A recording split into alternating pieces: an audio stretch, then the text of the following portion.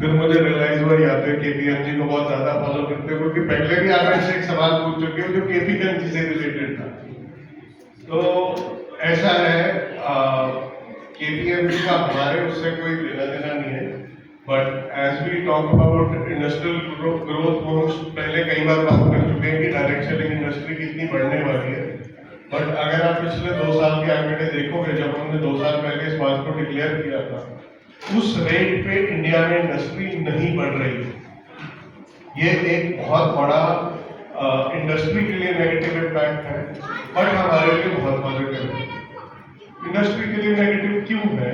क्योंकि बहुत सारे प्लेयर्स ऐसे हैं जो आते हैं, इंडस्ट्री का नाम कहीं ना कहीं खराब करते हैं, पब्लिक को लगता है डायरेक्ट सेलिंग एमएलएम के ऊपर जोक्स बनाए जाते हैं, और ये सारी चीजें चलती हैं जिस वजह से नेगेटिविटी आती है मार्केट में, और सबको लगता है कि this is a Ponzi scheme और अ स्कैम और a pyramid scheme and ultimately it will collapse. But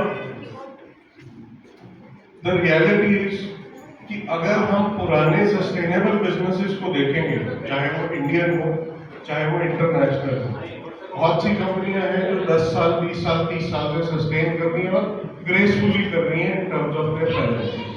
और बहुत सी ऐसी कंपनीज हैं जो आती हैं because lack of proper financial knowledge, lack of company plan and lack of correct product. उनको क्या लगता है कि हम मार्केट में जाएंगे, हम अपनी कंपनी बनाएंगे, लोग हमारे पास आएंगे, हम अपनी एक टीम लीडरशिप और सब कुछ क्रिएट करेंगे, हमारे पास सेल होगी, हम बेच देंगे। उसके बाद आता है सबसे बड़ा चैलेंज, विच इज एथिक्स। उसके बाद जब सेल नहीं आती तो सब कुछ आपकी प्लानिंग के हिसाब से नहीं चलता, तो उसके बाद क्या होता है, मेरी पोजीशनिंग इधर से हटा के इधर कर दी जाए, मैं नया आ रहा हूँ मुझे ऊपर लगा दिया जाए। So all these things happen and ultimately that leads to a failure because they are not aligned with the true power of this industry. इस इंडस्ट्री की पावर क्या है? To reach out to people as quickly as possible. आज अगर मैं कोई भी नया प्रोडक्ट लेके मार्केट में चले जाता हूँ और उस प्रोडक्ट को कोई नहीं जानता, आप सब लोग लेके चले जाएंगे, उस प्रोडक्ट को कोई नहीं जानता, तो आपको रिजेक्शन डे 1 पे आएगा। और अगर फॉर एग्जाम्पल हिंदुस्तान यूनिलीवर उस प्रोडक्ट को मार्केट में लेके जाता है, उसको रिजेक्शन नहीं आएगा। क्यों? क्योंकि उसको समय हो गया है, लोग उस कंपनी को ट्रस्ट करते हैं, और उस ट्रस्ट के कारण वो आज कुछ भी लॉन्च करेगा, people will know that this is not going to fail.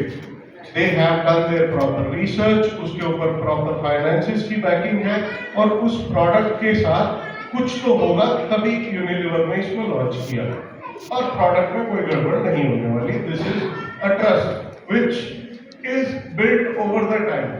और आज से 5 या 10 साल बाद अगर हम बात करेंगे, so people will know if it is Estonia product, आंख बंद करके ले लेंगे, दैट इज माय ट्रस्ट कि ऐसा होगा। The way we are going, this is seen to happen.